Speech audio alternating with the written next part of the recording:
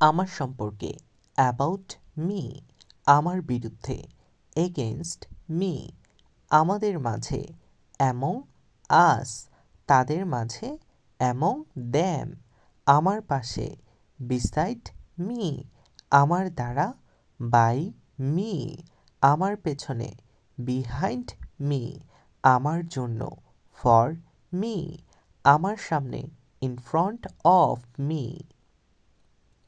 আমার পরিবর্তে instead of me, আমার সম্বন্ধে রিগার্ডিং মি, আমার দিকে টুওয়ার্ডস মি, আমার কাছে টু মি, আমার সাথে উইথ মি, আমাকে ছাড়া উইথআউট মি।